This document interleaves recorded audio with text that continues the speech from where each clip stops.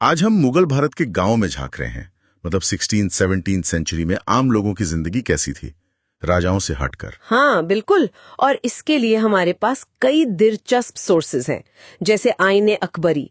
ये सम्राट अकबर का ऑफिशियल रिकॉर्ड है, एक तरह से ऊपर का नजरिया। अच्छा, और ग्राउंड रियलिटी के लिए, मतलब जमीनी हकीकत? उसके लिए गुजरात, महाराष्ट्र, राजस्थान के रेवेन्यू रिकॉर्ड्स हैं और बाबरनामा जैसे मेमोइर्स भी। तो हमारा मकसद है इन सब से रोजमर्रा की जिंदगी, इकोनॉमी, पावर डायनामिक्स की खास बातें निकालना। ठीक है, तो शुरू करते हैं। मुगल गांव की बुनियाद। सोचिए 16th सेंचुरी का गांव, क्या था उसका कोर? गांव ही सोसाइटी की बेसिक यूनिट थी। आप समझिए करीब 85% लोग गांव में थे और जिंदगी खेती के इर्द गिर्द ही थी। Tilling, sowing, harvesting. किसान सिर्फ अनाज नहीं, चीनी, तेल बनाने में भी मदद करते थे। ये सब आईने अकबरी से पता चलता है? हाँ, अबुल फजल ने लिखी थी। उसमें कल्टीवेशन, रेवेन्यू कलेक्शन का ब्यौरा है। पर ये इंपीरियल व्यू है, शाही नजरिया। तो आम किसान की बात? उसके लिए रीजनल रेवेन्यू रिकॉर्ड ज्यादा काम के हैं। उनमें किसानों और जमींदारों या स्टेट के बीच के झगड़े मिलते हैं, कॉन्फ्लिक्ट्स। उनसे उनकी सोच पता चलती है। किसानों को कहते क्या थे? कोई खास शब्द? उन्हें अक्सर रैयत या रियाया, मुजारियन, किसान या आसामी कहते थे। फिर 17th सेंचुरी में दो तरह के किसान खास दिखते हैं। खुदकाश्त। हाँ, जो उसी गांव के थे जहां उनकी जमीन थी, और दूसरे पाहे काश्त। ये कौन थे? ये वो किसान थे जो दूसरे गांव से आकर खेती करते थे, शायद बेहतर टर्म्स पर या मजबूरी में। इससे किसानों की मोबिलिटी का भी पता चलता है। वो एक जगह बंधे नहीं थे। दिलचस्प। अच्छा, खेती होती कैसी थी? टेक्नोलॉजी क्या थी? मेहनत तो थी ही, पर हाँ, टेक्नोलॉजी भी थी। लकड़ी का हल्का प्लाव, हल जिसमें लोहे की आयरन टिप होती थी, और बैलों से चलने वाली सीड ड्रिल। पानी, सिंचाई, मॉनसून तो अहम था ही, पर आर्टिफिशियल इरिगेशन भी था। बाबर ने बाबरनामा में लाहौर में पर्शियन व्हील देखा और आगरा में बाल्टी से सिंचाई। स्टेट ने भी कुछ किया, मतलब सरकार ने? हाँ, उत्तर भारत में खासकर शाहजहां के टाइम पंजाब में शाह नहर जैसी कनाल्स खोदी गईं, मरम्मत हुई। और फसलें कैसी वैरायटी थी? जबरदस्त वैरायटी। दो मुख्य मौसम, खरीफ ऑटम वाला और रबी स्प्रिंग वाला। ज्यादातर जगह साल में दो फसलां। आइन में लिखा है आगरा में 39, दिल्ली में 43 तरह की फसलें। अरे वाह! हाँ, और बंगाल में तो अकेले चावल की 50 किस्में थीं। कमाल है। सिर्फ खाने के लिए उगाते थे या? नहीं, जिनसे कामिल भी थीं। मतलब परफेक्ट क्रॉप्स, जैसे कपास, कॉटन और गन्ना, शुगर केन। ये कैश क्रॉप्स थी। अच्छा, इनसे रेवेन्यू ज्यादा मिलता होगा? बिल्कुल, स्टेट को ज्यादा रेवेन्यू मिलता था। और 17th सेंचुरी में तो नई फसलें भी आईं। मेज, टमाटर, आलू, मिर्च, अनानास, पपीता। टोबैको भी? तंबाकू, हाँ, वो दक्कन से आया और बहुत तेजी से फैला। अकबर ने फर्स्ट टाइम 1604 में देखा।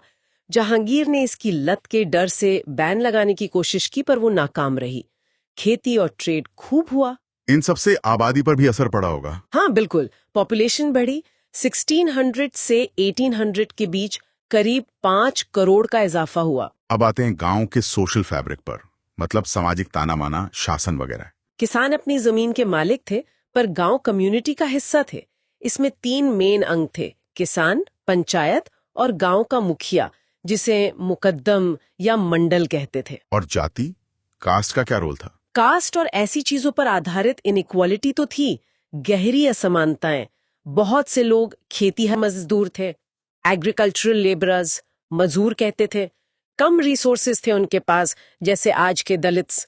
मुस्लिम समुदायों में भी हलाल खुरान जैसे समूह गांव से बाहर रहते थे। कोई सोशल मोबिलिटी थी, मतलब लोग अपना स्टेटस बदल पाते थे? हाँ, इंटरमीडिएट लेवल्स पर कुछ मोबिलिटी थी, जैसे मवेशी पालने वाले अहीर गुर्जर या बागवानी करने वाले माली।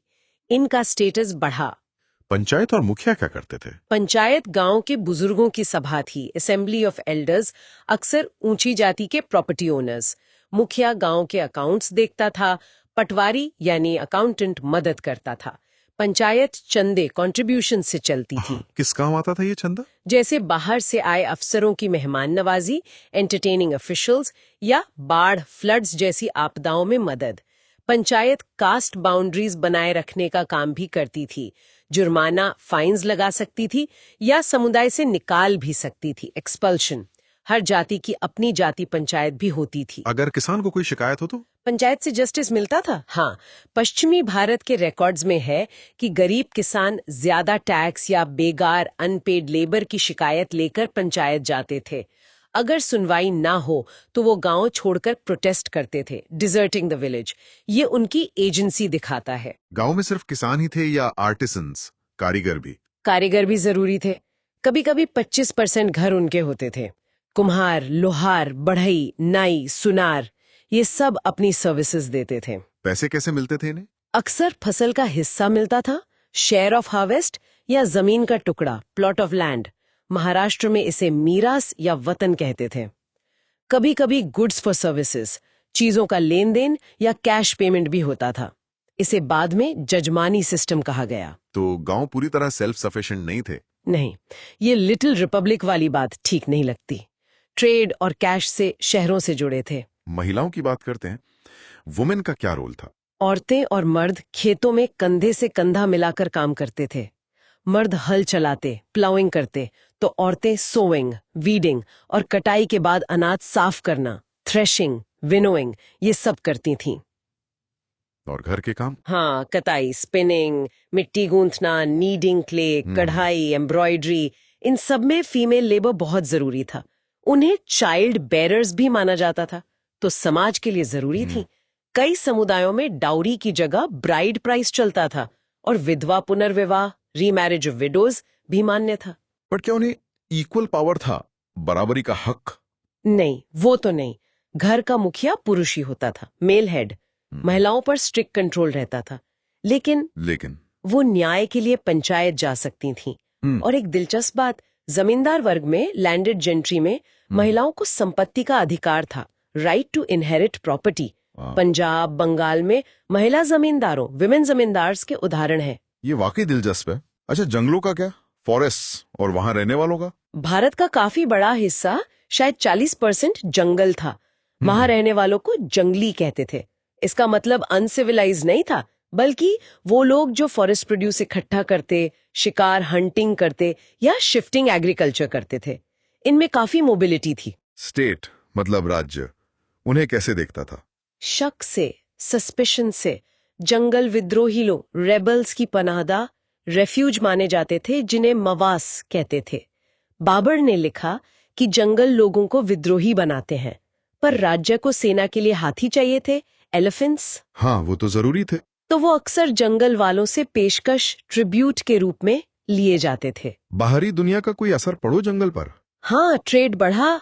शहद, हनी, मोम, बीज वैक्स, लाख, गमलैक जैसी चीजों की मांग बढ़ी, एक्सपोर्ट भी होता था। सोशल चेंजेस भी आए। कई आदिवासी मुखिया जमींदार या राजा बन गए, अपनी आर्मीज बनाई। सिंध, असम में उदाहरण है। सूफी संतों, सूफी सेंट से नए कल्चरल इन्फ्लुएंसेस भी पहुंचे। तो गांव में असली पावर किसके हाथ में थी? जमींदार कौन थे ये? जमींदार गांव की हायरार्की में सबसे ऊपर थे। लैंडेड प्रोप्राइटर्स थे ये। खेती नहीं करते थे, पर उपज का हिस्सा लेते थे। हाई कास्ट और राज्य की सेवा, खिदमत से उन्हें खास प्रिविलेजेस मिलते थे। उनकी अपनी जमीन भी होती थी? हाँ, मिल्कियत कहते थे उसे बेच सकते थे, गिरवी रख सकते थे। वो राज्य के लिए रेवेन्यू वसूलते थे और उनके पास अपनी मिलिट्री रिसोर्सेज और किले, फोर्ट्रेसेस भी होते थे। तो क्या वो सिर्फ एक्सप्लॉयटेशन ही करते थे, शोषण? एक्सप्लॉयटेशन तो था, पर रिश्ता सिर्फ उतना ही नहीं था, कॉम्प्लेक्स था। आप देखिए, भक्ति संतों ने जमींदारों की आलोचना कम की है। ज्यादातर निशाना सरकारी अफसर होते थे और कई पेजेंट अपराइजिंग्स में जमींदारों ने किसानों का साथ भी दिया। अच्छा, ये तो अलग बात है। अब आते हैं राज्य के पैसे पर। लैंड रेवेन्यू सिस्टम कैसा था? भू राजस्व व्यवस्था? ये तो मुगल सरकार की कमाई का मुख्य जरिया था। हाँ बिल्कुल, ये मुगल एम्पायर की इकोनॉमिक बैकबोन यानी आर्थिक रीढ़ थी। दीवान का जो दफ्तर होता था वो पूरे फिस्कल सिस्टम यानी पैसे कौड़ी के निजाम की देखरेख करता था। टैक्स तय कैसे होता था? पहले जमीन की मेजरमेंट यानी पैमाइश की जाती थी, फिर उसकी उपज यानी प्रोड्यूस का अंदाजा लगाया जाता था। इस प्रक्रिया के दो मुख्य चरण थे। क्या थे वो? पहला था असेसमेंट यानी आकलन, जिसे जमा कहते थे। इसमें तय होता था कि कितना टैक्स देना है। दूसरा था एक्चुअल कलेक्शन यानी वसूली, जिसे हासिल कहते थे।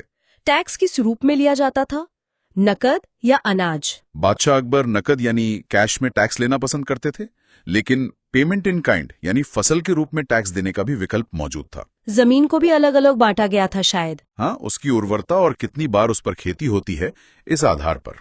जैसे पोलज वो जमीन थी जिस पर हर साल खेती होती थी, परौती वो थी जिसे कुछ समय के लिए खाली छोड़ा जाता था, चाचड़ 3-4 साल खाली रहती थी और बंजर 5 साल या उससे ज्यादा समय तक खाली पड़ी रहती थी। टैक्स भी इसी हिसाब से कम ज्यादा होता था। कितना टैक्स लेते थे आमतौर पर? अक्सर औसत उपज का 1/3 यानी 1/3 हिस्सा टैक्स के रूप में लिया जाता था। और चांदी सिल्वर का क्या कनेक्शन था? देखिए, मुगल साम्राज्य एशिया के बड़े स्टेबल साम्राज्यों में था। इससे ओवरलैंड ट्रेड बढ़ा, फिर यूरोप की खोज यात्राओं वॉयजेस ऑफ डिस्कवरी से सी ट्रेड भी बढ़ा। और यूरोप से क्या आता था? यूरोप को भारतीय माल चाहिए था, बदले में वो भारी मात्रा में चांदी देते थे, सिल्वर। भारत में चांदी की माइंस थी नहीं, तो ये चांदी बहुत जरूरी थी। अच्छा, इसी वजह से 16 से 18 सेंचुरीज में चांदी के सिक्के, सिल्वर कॉइन्स, खासकर रुपया की भरमार हो गई और मुगल राज्य कैश में टैक्स वसूल पाया। एक इटालियन ट्रैवलर थे जियोवानी करेरी।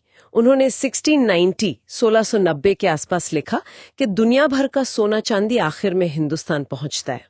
हमने आईने अकबरी का जिक्र कई बार किया, ये है क्या असल में? ये अबुल फजल ने अकबर के कहने पर लिखी अकबरनामा का तीसरा हिस्सा है।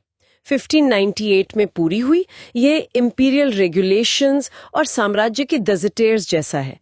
इसमें दरबार, एडमिनिस्ट्रेशन, आर्मी, रेवेन्यू, प्रांतों, लोगों के ट्रेडिशंस, सबका ब्यौरा है। काफी डिटेल्ड है मतलब। हाँ, खासकर तीसरा भाग मुल्क आबादी, उसमें प्रांतों, जमीनों, रेवेन्यू रेट्स, यहाँ तक कि जमींदारों की जातियों और उनकी सेना तक की स्टैटिस्टिकल इंफॉर्मेशन है। जानकारी जुटाई कैसे गई? अबुल फजल ने खुद लिखा है कि उसने ऑफिशियल रिकॉर्ड्स देखे, लोगों से पूछताछ की, इंटेरोगेटिंग ऑफिशियल्स एंड नोबल्स, और प्रांतों से जानकारी मंगाई। ओरल टेस्टिमनीज को क्रॉस चेक किया गया। हालांकि इसमें कुछ लिमिटेशंस है, जैसे जोड़ने में छोटी गलतियां हैं, माइनर एरर्स। सभी प्रांतों से एक जैसी जानकारी नहीं है, जैसे बंगाल, उड़ीसा के जमींदारों की जाति नहीं लिखी, और प्राइसेस, वेजेस का डेटा ज्यादातर आगरा के आसपास का है। फिर भी ये एक एक्स्ट्रॉर्डिनरी डॉक्यूमेंट है, मुगल स्ट्रक्चर और सोसाइटी की गहरी जानकारी देता है। तो ये थी मुगल भारत के एग्रेरियन वर्ल्ड की एक झलक, छोटे किसान से लेकर ताकतवर जमींदार तक और राज्य के कॉम्प्लेक्स सिस्टम्स। एक बहुत वाइब्रेंट और डायनामिक समाज की तस्वीर उभरती है। हाँ, हमने देखा कैसे खेती टेक्नोलॉजी से जुड़ी थी, कैसे कास्ट और कम्युनिटी ने जीवन और गवर्नेंस को शेप दिया, महिलाओं की भूमिकाएं, फॉरेस्ट ड्वेलर्स का जुड़ाव और ग्लोबल इकोनॉमी से भारत का कनेक्शन, खासकर सिल्वर के फ्लो के जरिए। इस गहरी पड़ताल, इस एक्सप्लोरेशन से कोई एक बात जो खास तौर पर ध्यान खींचती है, शायद किसानों की मोबिलिटी, उनका एक जगह बंधे ना होना, या फिर स्थानीय पंचायतों, लोकल पंचायत्स की ताकत, और हाँ, जमींदार वर्ग की महिलाओं का प्रॉपर्टी पर अधिकार होना। ये सब उस वक्त के हिसाब से काफी अहम बातें हैं। बिल्कुल, सोचने को बहुत कुछ है। और सुनने वालों के लिए एक आखिरी सवाल, जिस तरह मुगल स्टेट को रेवेन्यू की जरूरत और नागरिकों, सिटीजन्स के वेलफेयर के बीच एक बैलेंस बनाना पड़ा, क्या वो चैलेंजेस आज की गवर्नमेंट्स के लिए भी रेलेवेंट है? इस पर जरूर सोचिएगा। अगली बार तक के लिए अलविदा।